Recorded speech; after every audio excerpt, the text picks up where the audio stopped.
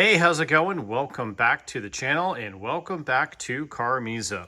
If you've subscribed to the channel recently for the Mercedes-AMG content, this is something different. This is kind of my main focus, which is a 1994 BMW 540i, which once had a legendary auto sound system in it, and I am restoring the car and the audio system back to its former glory. So massive project, huge amount of work. In this video, this is going to be trunk details part 18. I'm going to be designing and working on building the remainder of trimming out the trunk. So as you can see, I've got the zebra wood floor. I'll talk about that in a minute. I've got what I'm calling the main plate underneath the rear deck, all made of aluminum, stainless steel hardware. The ski wall hole there, if you will, up against the rear seat. And then these shock tower covers. Those are all done. With mostly done. There's a few little things I need to do to tweak each of those pieces. So to bring anyone up to speed that has been following the build, first off, I got some fancy new lights, really nice and bright. I got one on each side to really kind of light up the work area. In terms of the zebra wood, I think I have come to my final conclusion with the way I'm going to set this up. So as you know, the zebra wood is set up into 4 pieces of wood. The wood will expand. And with any luck, I'm going to be traveling the US with this car, kind of on tour, if you will.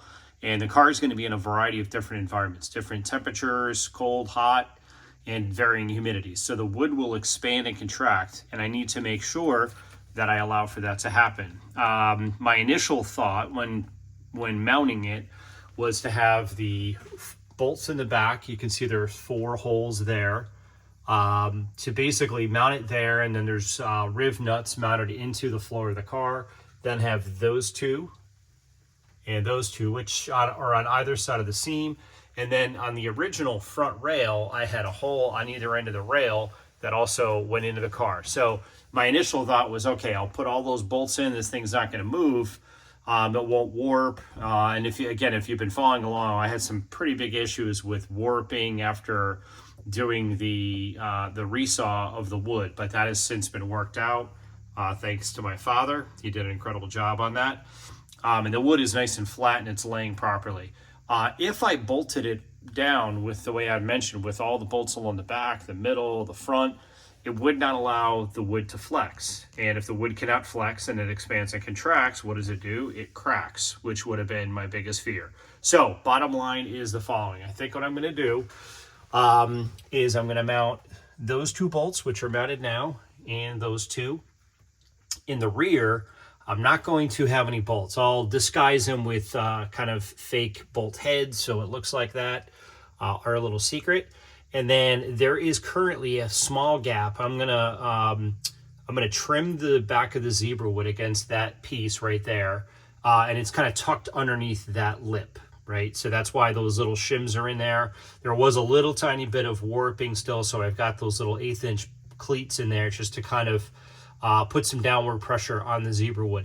I need an eighth of an inch gap there to allow for the carpet, which is also why you see the gap there and along that edge. All my gaps are good to go at this point. So again, what I'll do is I'll trim the zebra wood so there'll be about 1/4 inch between the end of the zebra wood and the back seat of the car. So that'll allow for flexing. Here, I've got a new front rail and I'm not gonna put any kind of hardware bolts mounting this to the car. It's gonna float. The Milbert amplifiers, again, just the 2 Milberts are about 52 pounds between the 2 of them because of the transformers and everything, so they're super heavy. So I think the weight of the Milberts kind of holding down the front of this, these bolts here holding this in place, and then the back of the zebra wood is kind of wedged underneath that ski wall. I don't think this thing's going to go anywhere, but it will allow it to float. So basically my main mounting points are just here, here, here, here, and again, it's tough to see the seam, but those straddle the seam. So I think that should work out quite well. All right, so the next thing I'm gonna do is, again, initially I thought, okay, I can just design these side panels, get those done, then go on to the other parts of it. I really need to design the final setup for all of this all at the same time because it's a giant puzzle, right? So I've got the side panels, which I'm working on, and basically here's kind of what I'm playing around with here. I've got just a piece of cardboard and I've laid this out. You can see I've got notes here. Those basically are just 1-inch marks. And I've got the same thing over on this side, and I can basically just kind of play around with how I set this up, you know, and ultimately what I do here is going to dictate the shape of the floor, right? Because this is going to be the sides of the side panel. And that really is going to make a big difference. You know, I need to make sure that the side panel can be pulled out of the car, or excuse me, what I'm calling the pull floor can be pulled out of the car. There's a lot to consider, and also what the seams are going to look like.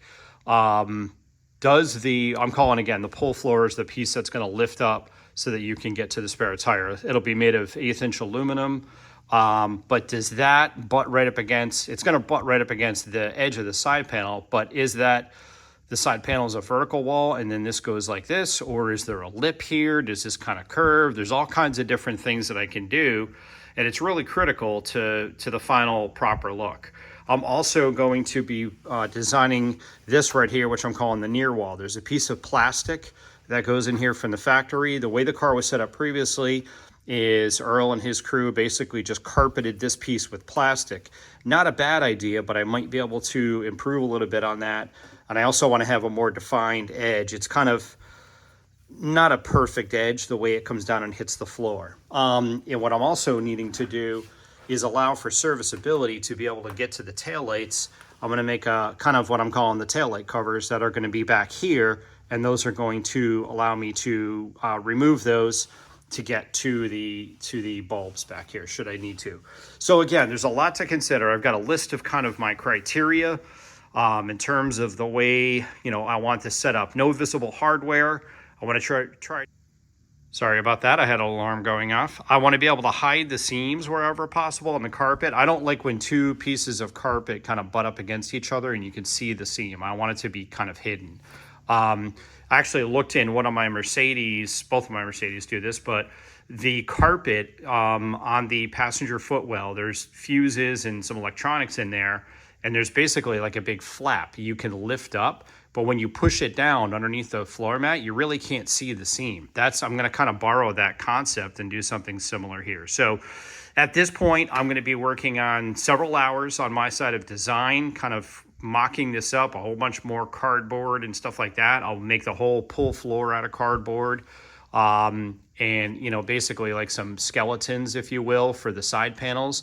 Those are going to be made out of, I believe, a plywood kind of skeletons that I'm going to wrap in fleece and fiberglass resin. I'm quite certain that's the way I'm going to do those. But again, just a lot of thought and design and losing sleep on this whole thing. So that's what I am working on right now. I probably won't come back to recording video here for several hours, probably a couple of days, until I really come up with a solid plan. But this is, again, I just wanted to show you, this is kind of where it all starts, right? And this was the case with all of this so far. A lot of thought, design, like how can I do that? How can I make those panels curved like that and have them come out the way I want? Those things are crazy solid. They're over-engineered, but they'll outlast the car and me. That's what I want. I want this thing to have an incredible longevity and integrity of the installation. So, all right, with that, I'm going to go back to my drawing board, scratch my head, and I will catch up with you here shortly. All right, let me walk you through something as briefly as possible here, just so I can show you how I do this kind of design. This is one kind of a hypothetical. So pretend the white borders are the edges of the side panels. They could go like that, theoretically, and then kind of curve up along here. So compare that to this, getting closer. Notice the way the whole thing's kind of shaped like an hourglass, right? It's widest at the back of the trunk and then kind of tapers as it goes in. Getting closer, but then I did the following, which I think looks better. Hang on one sec. All right, here we go. Now using those little hashtag marks that I showed you, the little pencil marks that are 1 inch apart, I can replicate and repeat different things that I set up, right? That's why I did those. So I've been playing around with different measurements, and to me, this looks best. Again, you got to use your imagination here and pretend the side panels are here, and then this is going to represent the edge of the side panels, and then inside of this area will be what I'm calling the pull floor. But notice again, instead of just boxing it off and making it square, I'm kind of using my imagination, and I'm imagining this thing kind of flowing again like an hourglass. It's going to go straight, curve in like this, and then curve back. Just offer something different. It's really going to pull your eye into this. And then Earl had an incredible idea that I'll share with you guys when I get a little bit closer. I'll consider it kind of a little carrot that I'll dangle for now, but it's going to be really, really cool. And this will play into it. It's going to be something that the objective is when you look at the trunk, it draws you in and kind of pulls your eye. The tube, the display tube that you guys already know about, the A45 will be there. That's kind of your center focal point. This, again, this whole concept I'm doing is going to kind of pull your eye to the center. Also, when I do the shape of these, and depending on where I put the lights back here, is going to accentuate shadows, which is going to do that further. A lot of people I know just like blast light everywhere, and it's the whole thing is bright, or it's not bright, or there's no light or whatever. I'm going to very, very intentionally place the lighting to cause shadows, which will accentuate what I'm talking about. So, all right, continuing on with my crazy design here, and I'll go back to my drawing board here and continue. All right, it's a few days later, and I failed to mention, I wanted to mention, if you notice this curve right here, this radius, I got that from that curve on the zebra wood. So when you look at all of this, it is inversely symmetrical, right? So it's curving in and then curving back the same exact radius. Another idea I'm playing around with here, and my daughter and I were talking about it, and she said it would look cool if I curved in these back pieces. So I'm kind of playing around with this. Not quite sure. I like it. I think that really looks sharp. And the radius of this is the same as the radius of the shock towers. So again, maintaining that kind of a whole theme. See how it really becomes cohesive there? And the whole thing would wrap around, and imagine these things curved out this way. So I think that looks pretty cool. I'm also, this is part of the puzzle as well. This is what I call the near wall. This is the factory piece. And one big issue, not a huge issue, but something I'm being cognizant of even this early in the process. I don't have them in right now, but there are little rubber like legs standoffs that go in here, and they're kind of threaded. And this is the adjustment for the trunk lid, for the height of the trunk lid. When you close the trunk, these, I don't know specifically where they line up, but they hit on this thing. And when the car was built previously, this piece was carpeted, and you could see an impression where in the carpet where those go. And I don't want that. I want to get around that. So my good buddy Brian, shout out to Brian, he had a cool idea. He said, all right, then just leave this piece as it is and paint it the same color as the carpet, which will be like a tan. So I'm thinking that may be the way that I do this. And I'm also looking at this factory edge. It's already got this lip where the factory floor went, and I might utilize that as well. So basically this piece would just need to, I might texture paint it, but this piece could be as simple as just painting it. I'll probably cut off the ends, and then this is where it'll integrate into the side panel. So again, just more staring at it, losing sleep, coming up with these ideas of all these curves. So I'm going to keep designing. All right, I think I've kind of brainstormed enough and figured out some of the next steps. This is a lot harder than it looks from a design perspective. Again, I don't want to pigeonhole myself or end up doing something that doesn't work. One of the concerns, or a couple of the concerns that I have here, I'm not sure I like the way that area is going to look with the side panel, but I'm just going to start building and see how it goes, and I can always, scrap what I do and start over if needed. I really like the way this transition is going to look, but I'm not sure how I'm going to tie it into this panel. This panel is not fitting very well. You can see the big gap here. I think it's because of the Dynamat I've got on there. And I'm also going to be trimming this anyway, because I want to kind of bring this whole thing in like this. And then for this tail light cover assembly, I want this to kind of follow this wall and kind of curve in this way. So what I'm going to do at this point, kind of my next few steps, are going to be to trim this. I'll cut this with a Dremel. just cut the factory plastic piece, get this piece to fit. Then I'm going to make my final template of the cardboard pieces and then go from there. One of the other things I'm looking at as an option is when I make this curve up like this, there's a number of different things I can do in terms of where it's going to go up to, right? So it could go up to that piece of aluminum. This could curve in and go like this and then curve back up. There's a number of different things. So I've got a lot of flexibility there. But if it goes up to the top, if you can imagine, it goes from there all the way to back here, I need to make sure I can get it in and out of the car and, you know, out of the way of the trunk bars. And also, I don't have the trunk struts in right now. I've got a piece of rope holding my trunk open, but basically that's something to consider, right? I could design this whole thing and build it and be like, cool, it looks great, but it doesn't fit in the car, or I can't get it back out once it's in. And I got to be careful of, you know, I don't want to have to remove that floor to get this side panel out. There really isn't going to be anything behind here, I don't think. I might do some of the liquid cooling stuff back here, but for the most part, it's just going to be a cover, right? So, all right, so let's go ahead and get this panel trimmed, and I'll kind of probably redo this cardboard. This is just a very brief mock-up to get it to be the largest piece I can fit in this area, and then keep going from there. All right, nothing crazy at all to cutting this. I'm just going to use a Dremel with a little cutoff wheel. Cut it as straight as I can. I'll probably clean it up later with a file, things like that. Again, I'm just kind of roughing things out. I'll bring you along for the cut because I feel bad. This video has been so long so far, and all I've done is explain things. These side panels, I think, realizing now, this is going to ultimately define the way the trunk's going to look because of their curves, and it's going to be probably the hardest piece of this trunk build.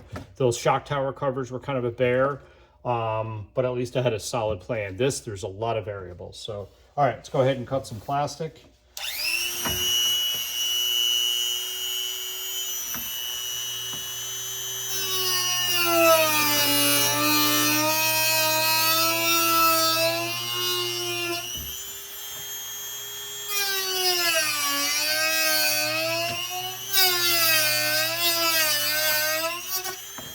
That's pretty much all there is to it. That's all I'm going to do. I'll cut both sides. I'll show you what it looks like when I'm done.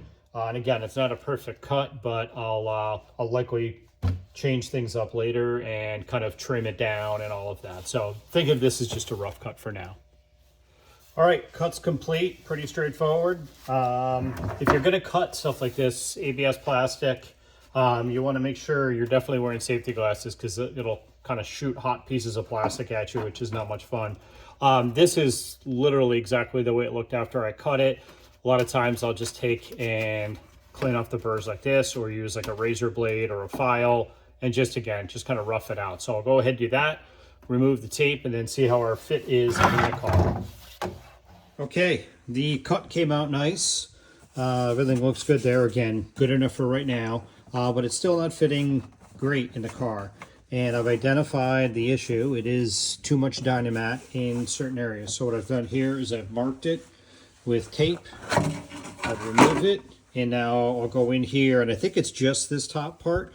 I'll try this, and I've got 2 layers of Dynamat on the whole car. So I need to assume that there's going to be, you know, some fitment issues of factory pieces like this. Not a big deal. Notice again too, I get in and out of the trunk so much, measuring stuff and doing all kinds of stuff, I've literally worn the logo off. So I think I'm coming up on 600 hours just in the trunk. It's pretty crazy, something like that. So, all right, let me go ahead and get that trimmed.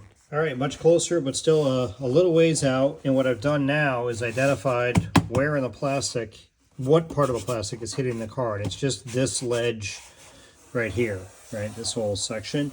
So if you notice, I put some tape to mark the height of that, and now I'll go in and pull this off. It's a little tighter fit, so now it's harder to get off. There are some high spots, and you can see, especially if you're like right here, it's definitely a high spot. So I'll just go in, knock down the high spots. You can see here where I just took a razor knife and just basically went like this and cut the Dynamat off. So I'll continue to do that until I get it to fit. All right, this panel's fitting better. It's not perfect, but you can see it's really close. And for what I'm doing at this point, that hole. Can't really see the hole, but it's about perfect. But good enough for now. I'm just, again, roughing this out. So now you can see where this side panel may potentially come up to. So now I will get a better cardboard template built for both sides. All right, it is a couple days later. Holy cow. I spent some time working on the Mercedes cars and to kind of improve them and fix them up, some of the maintenance I needed. And then the C32 decided to break on me. So I needed to replace the intercooler pump, and I'm still fighting an issue there. So I am back into CarMiZa. It is about 4:30 on a Saturday. My wife's out at a party with her friends, and I am going to spend the night working on this thing and really hopefully make some progress. All right, I got a plan. I'm not making side panels yet. I'm going to make the template for the floor first. That's going to be really cool because it's going to be the first time I'll be able to see what this looks like, kind of, you know, with that in place. Also, I'm really curious. This video is probably about 20 minutes long so far, and I've done next to nothing that basically is like building, that is progress. It's all been design, thought, you know, considering different things. Do you guys like that? Maybe let me know in the comments. Would you rather just see me where I'm swinging the saw and doing stuff like that? Or do you want to see kind of the challenges in the design? I like doing that stuff because I think it's pretty realistic. This stuff doesn't just fall out of my head and I do it. I spend as much time, if not more, thinking about what I'm going to do than actually executing on building it. So for now, I'll keep doing that. And if anybody, you know, has an issue, I guess just let me know. All right, so I'm going to build a 1/4-inch MDF template for the floor. The floor is going to be made out of likely 1/8-inch aluminum, certainly not MDF. And the first thing I'll do is build a template. Now, excuse me, this edge right here is obviously nice and straight. What I'm going to do is focus on, I'm going to put, you know, that edge, and then I'm going to work on this edge. I've decided I'm going to use this plastic, calling it the near wall. And I've realized something too that's really cool. If you recall, earlier in the video, I talked about how, you know, the zebra wood is going to expand and contract up to, according to my calculations, and I did some pretty crazy calculations, it could be 3/16 to almost 1/4 of an inch per slab. And basically that is where you can see where the seam is there. So it's basically, that's like kind of like one slab back there, and this would be a second slab. That's under the most extreme conditions. So again, with it bolted down there and there, this thing could slide forward up to 3/16 of an inch. And I needed to figure out how to account for that. Well, check this out. The plastic is flexible, right? All the way down across, there's nothing holding this. So that can flex. So basically, that's where I'm gonna allow it to have its relief. And then the floor, I've decided I'm gonna use this factory lip right here, and the floor will sit in here. So that's gonna work out perfect. Notice too how this is curved. It's got a very, I'll hold it back here, very, very slight curve to it. So I'm gonna go ahead and capture that and then get ready to trim the MDF template. All right, before I can build the template for the bottom floor, again, what I'm calling the near wall has to fit properly. If you recall, a little while ago, I said, well, that's close enough. It fits good enough for now. No, it was not precision.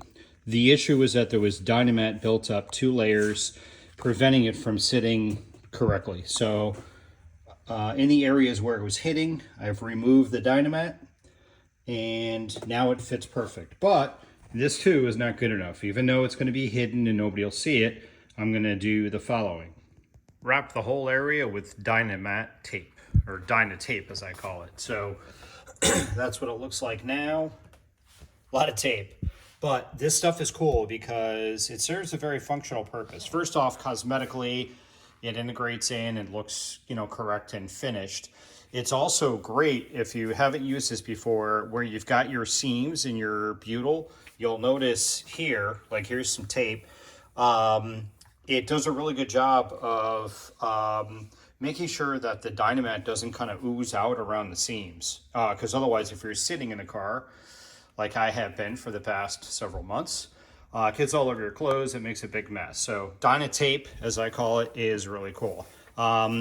So with that in, I've already checked the piece. It fits in there perfect. I gotta find the clips. I've got 2 clips I found for it, but I can't find the push pins for the clips.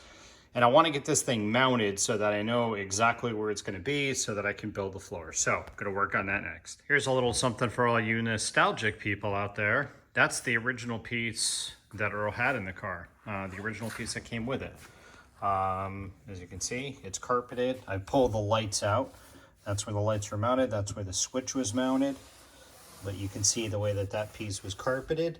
And I like it. I want to do something different here, clean this up. Like we can just do that with more carpet and kind of hide all of this. But pretty cool to be able to take a piece of the original car and put it back in. Okay, making some progress. Let me show you what I've got. So I got this panel, obviously in the right spot now. We're good there. Then I took 3 measurements, kind of from this dot down along this lip to the front rail. Did the same thing in the middle, same thing on this side. Here's what I got. So first off, the 2 ends are exactly the same. So that means that's in the center of the car, or square of the car, which is good. Then I had to go through and measure, figure out how much. So basically that 22 1/4, in other words, is from this groove to this groove. But I need to allow for the carpet. Everything's going to be carpeted in the trunk minus the zebra wood. So I had to figure out, okay, I got an 1/8 at the front rail. I got another 1/8 at this near wall where the carpet's going to roll on the floor. And then I got this piece, which is going to, I decided that'll be carpeted. So I had to back off 3/8. So then I came up with my measurements. Now what I've done is I've transferred, basically found center on my MDF. I tried this using, you can see my erased line here, with the piece that Earl had in the car, because mine, this piece that's in the car, you can see it's missing a big chunk there from the factory. It's just not, it's not a good representation. So I figured this piece would work. So I tried basically putting this down kind of like this, and then tracing against that, but because it's carpet and you really can't see, it's fluffy, it's doing weird things. So took a piece of aluminum. Notice it's got a curve, and basically bent it so that it is exactly the same radius as this piece. So now I'll take this, bring it over here. Have to move this a little bit. Line up my 2 points, where again, those are my measurements from effectively the front rail down to here. Same thing there. So now I'll trace this, then I'll take this, flip it over, trace it again. And I think I'm going to cut this with a jigsaw, and I'll clean it up if I need to with a palm sander, and just be really, really careful and cautious. Okay, my pencil line is good. Substantially more precise than going against the carpet. It's curved. I'll actually put the piece up against there. I didn't think of that. I can grab it and just make sure it's parallel to that edge. So then we're good. And then I'll cut it. Then I should be able to, I'm going to have to kind of notch the corners, just kind of rough those out to get this into the car. But I should be able to get it in the car and kind of get a feel for it. Now, if I screwed up my measurements, the good news is Home Depot is still open. Haha. My apologies. I was going to take video while I was cutting. I thought I hit record and I never did. So got the piece roughed in, and let's go take a look. All right, I'm actually using Earl's piece. It works out a lot better in terms of just being straight. It's more solid than my piece. And who knows, I may peel the carpet off this and use it and recarpet it. So again, this is a work in progress. So that edge up there, if you notice, that's pretty tight up against there. I need an 1/8 inch gap there because I'm going to roll the carpet for the floor underneath. Again, I keep saying it, but I'll reiterate. This is just a 1/4 inch template. This will be transferred to aluminum, flush trim bit and all that once I have this piece cut. What I'm working on now is this edge. So if you notice, it's pretty good. But this piece, you know, I just used that aluminum piece and, you know, and made my pretty straight edge. But this plastic piece is not perfectly symmetrical. So it kind of bit me. That's why I built all that stuff, because I didn't trust any of the factory stuff. But whatever, all good. I am going to make sure that I've got the proper gap here. So I need basically an 1/8 inch along here for this to be carpeted, because it's going to roll over here. This is already carpeted, so it represents the thickness. And I need another 1/8 inch there.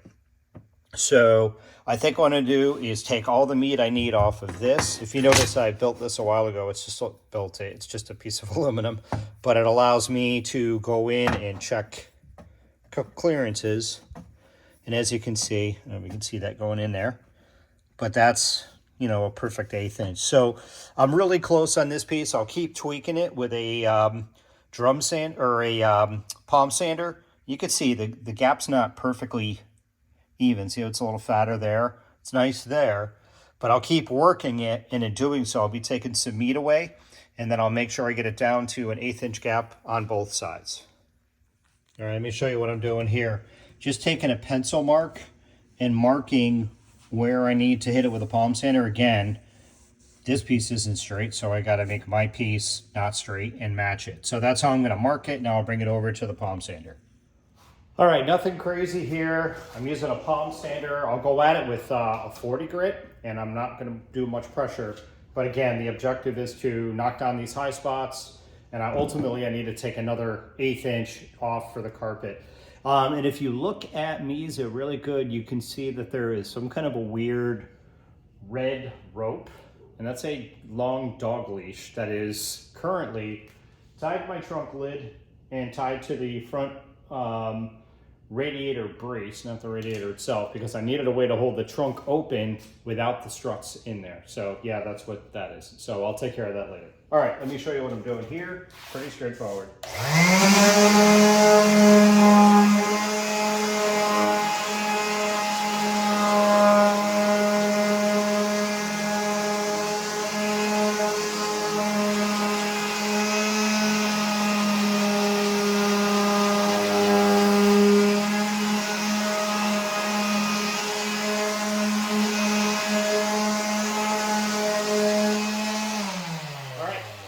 Now it's just a matter of putting it in the car, checking the fat spots, keep trimming it down until I get a real nice edge. So I'll keep working on it. Here's a cool little trick too. I just made my second pass right now, but I still have my pencil line here. I just take the sander and very lightly just sand off the pencil line to give me a nice clean edge, kind of a reset, and then I'll put it back in the car and put a new pencil line where I need to. Okay, much closer. And that's between an 1/8 and 3/16 gap. I need a 1/4 inch total. So again, the objective on something like this, what I do is get it, just slowly work up to it, right? And I cut it really what I call fat with a jigsaw. I cut it, didn't cut it exactly to the size I thought. I cut it a little bit bigger. Can always cut it more, can't cut it less. Unless you go back to Home Depot, which I don't want to do. So now what I'll keep doing is keep plugging away at it until I get exactly a 1/4 inch. Again, I'm flush up against that edge, so as long as there's a 1/4 inch total, I'm good. I also did notch out, if you notice, because this plastic kind of curves in and it was screwing up the way that the floor was fitting, so I just notched that out. Again, we'll see exactly what the final shape is going to be, again, I'm thinking the way it looked when I had those white pieces in, which actually, give me a sec. Let me pop those in and let's see what it looks like. Yep, kind of like that. So now you can see kind of my vision. See that shape? Look at the floor in the zebra wood. I think it really, and then going up into the shock towers, I think that really looks sharp. That was what I was after. All right, let's continue on and get the floor edges, front and rear, to fit properly. Okay, at this point, the piece is parallel to the carpet. It's obviously straight up against the front rail, up against the zebra wood. Now I need to take off about a 1/16 inch, give or take, and I need to do that evenly. And if I take the palm sander and just kind of go up and down, I don't really have any kind of a reference. So when I get to this point, what I'll do is scribe a line that's approximately a 1/16 inch in from the piece of wood. To do that, I just take the pencil in my finger and basically hold just like this. scribe my line. And now you can see that I've got a line that's parallel to the edge of the wood. Hopefully, let me move the camera and you can see it better. Hang on one sec. Here's what I'm talking about.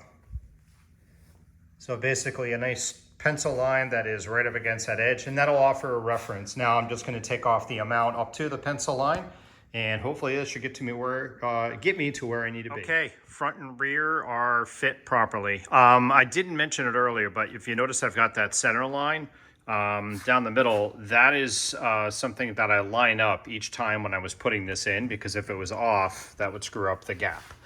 And if you look, got a very nice consistent, you can see it's a little bit bigger than the last time I showed you, 1/4 inch gap. And what I did is just took a piece of 1/4 inch stock, went down, and as you can see, it fits very nicely in there. And again, we're right up along that front rail. So that part is set. Now what I need to do is work on shaping the sides. So let's get on that. Okay, not so fast. Check this out. So what I'm doing now is I'm taking a piece of 1/4 inch stock, putting it in here. You can see my gap, and that's going to represent the thickness of the carpet once again on the floor when I roll it here and I roll it back here. What I did this and I went to lift the floor out and it was too tight. But now you can see that's kind of, I want to make sure I got that kind of fit once it's upholstered. And this again is with it, you know, it's pretty cool here in Arizona, so I need to also allow for the wood to expand, but this plastic panel will kind of flex if needed. So that looks good. Is anyone else concerned about getting the floor out once all the panels are in as I am, like it being able to fit? It's going to be close, but I'll work on that. It's a huge floor. I also don't know what the method is that I'll use to lift this up. I haven't quite figured that out yet. I've got some ideas, but let's get the floor built and everything first. Okay, on the floor, I am trying to replicate that curve right there. I don't feel like pulling that piece out. It's not that hard to do, but I just don't feel like doing it. I have this. Remember this if you've been following along. This is the jig that I sent to my father that he used to do all the zebra wood work. It's got the curve that I need. So what I'm going to do, take a razor blade, cut along this edge. I made sure this is square, and that's going to, I'll actually slide it over a little bit looking at it. I'll get a little bit more meat out of it, but that will give me that piece right there. And then I'll lay this under the floor, trace it, and have the curve like that. Okay, so now you can see where I can use this as my template to get the curve onto this. Again is the floor piece that I've been working on. Okay, with my template, I was able to capture that radius and then basically just use the square. And once that started to go straight, basically continue my line here. I measured this gap.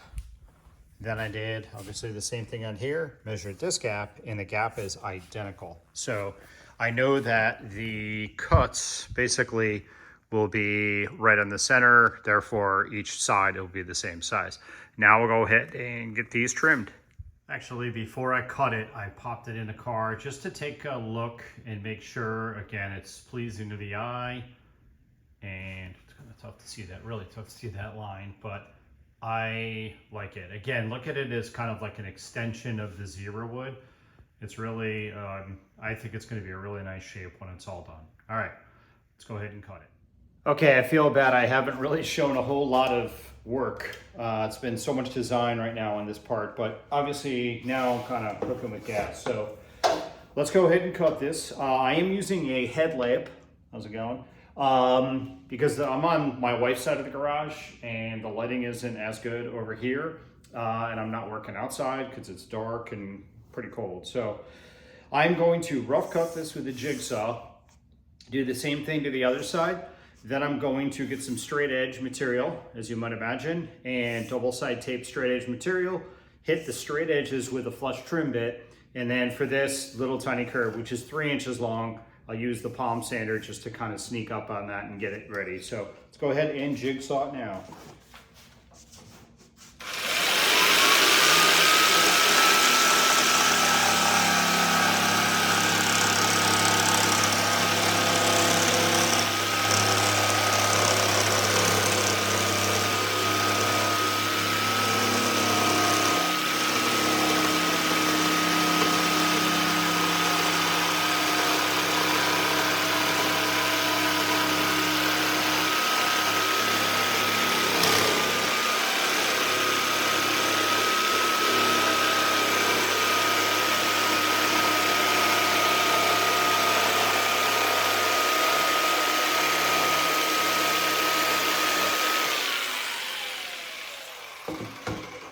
I don't know if you noticed, but I'm using a really low speed, speed setting 2, because it's a brand new, really sharp blade and it's only 1/4 inch MDF. So it cuts through it like a hot knife through butter. So I like to go slow and give me more control. So basically, again, what I did here, it's not perfectly straight, not my best work, but it doesn't have to be because all I'm doing is getting rid of most of the meat.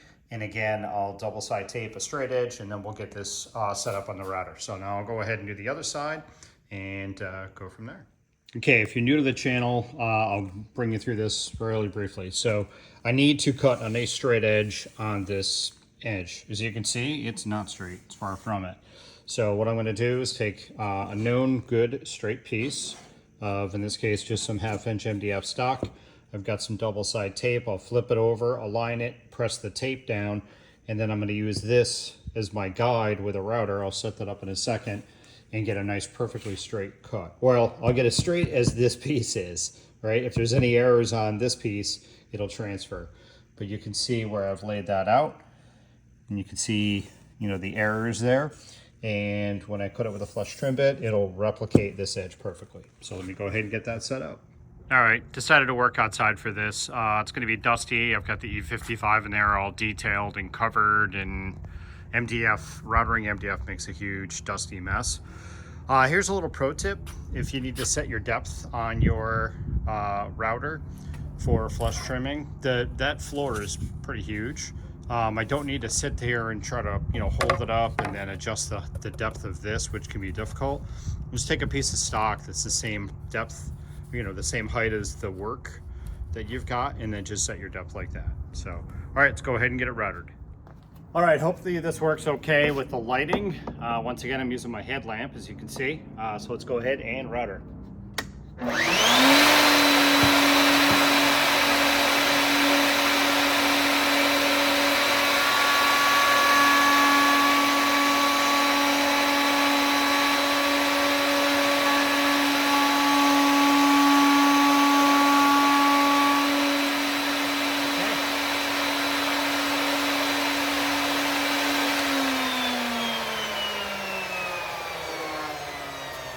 And again, if you've never seen this before or seen me doing it, you can see where you get a nice clean edge. So now I'll do the other side, and I'll do this other short straight area, and then I'll clean up the rest of it with the palm sander. All right, here's a better shot back in the garage, and you can see the edge you get. Really nice. All right, let's continue on. All right, there it is in the car. You might be thinking this is a lot of work for a piece of wood that's not going to be used, and you're right. Templates take a long time, so let's get up closer and take a look at it, but I'm liking it. I'm totally digging that shape. Now you're probably hopefully kind of seeing it come together. All right, what do you think of that radius? Put it in the car, and this lines up basically right with like here, so I can mold that side panel in. Pretty cool. And I needed to come up with a radius, and I needed something. The radius is 4 3/4, so the diameter is 9.5. I needed something 9.5 inches, like the top of that cooler. Use what you got, right? I don't have any fancy templates, but just take my time and do it right. So on this, what I'm gonna do, I'll cut this with a jigsaw, and then I'll sneak up on it with a palm sander, right up to my line very carefully. Probably use a hand, my sanding stick in the end, to get it really nice and precise. So I won't bother filming that. It's going to be no different than what I've done up to this point, but let me go ahead and get both sides cut. All right, here we go. Cooler cut, we'll call that. I like it. I think it's cool. It's the same radius again as the shock tower covers. So the whole thing just kind of flows. That's what I was looking for, some curvature. You know, when we do the side panels, those are going to basically have some really cool curves going on there as well. But that's what I needed to do to begin. I think it's smarter to do the floor first, then the side panels. So that is going to conclude this video. I'm going to leave kind of a cliffhanger. I apologize we didn't get more done on this video, but it's been a while. Here's a better shot of that whole thing. it's been a while on CarMiZa, and I really need to get back into it and have more nights like this. So I got a lot done on this tonight. Most of what you see here, I got done this evening in one night. So been a long day, probably 6 or 7 hours, give or take, to do a piece that I'm not going to use. But again, templates and precision, right? So in the next video, we will start working on the side panels, I promise. And I've got some cool, clever ideas to basically, again, the first thing I need to do is make a piece that's going to fit all in here, be the same shape as this, with a gap, obviously. And that's going to be the base for the side panels. So hopefully this was cool. And again, for those of you who have been waiting on CarMiZa, my apologies, but the car is totally my first top priority. But again, I wanted to get some stuff done on the AMG cars, but this is totally my passion for sure. So thank you very much for watching. Please like, subscribe if you have not yet already, and tell your friends. And I will make sure to have another video as soon as possible. Thanks again, guys. Talk to you soon. Bye-bye. By the way, I was just messing with you earlier about being able to get the panel in and out of the car. I know based on what I've designed, it's gonna fit in and out of the car. So long as the side panels don't come inward, we're good to go. Again, I'm not positive how I'm gonna set up the pole for it. But basically it's gonna lift up like this. I actually have something cool planned where I'm gonna build a latch so that if I do actually need to service the tire, I don't have to pull the floor out. I can just have it lock into place. But basically, obviously it just pulls straight out and we're good to go. I don't recall if I showed it, but I used a straight edge up against the zebra wood to mark this piece. So that's, as you can see, that lines up very precision. And that again is where the edge of that side panel is going to go. So ultimately, if you haven't figured it out by now, I'm using the floor to determine the shape of what I'm calling the side panel bases. That's going to be the plywood that'll go in here to serve as the bottom of the side panels. The other thing I need to do, I want to do something where around this with like a pretty, I think I'm going to do the same size, the same diameter radius as those shock towers. And that, again, that kind of ties the whole thing together. So, but that I think looks good. That side is perfect. Very happy with that. Again, I got my gaps really nice. Everything's looking good there. The center is nice. So, oops, sorry. So now I'm gonna figure out the radius for these inside corners.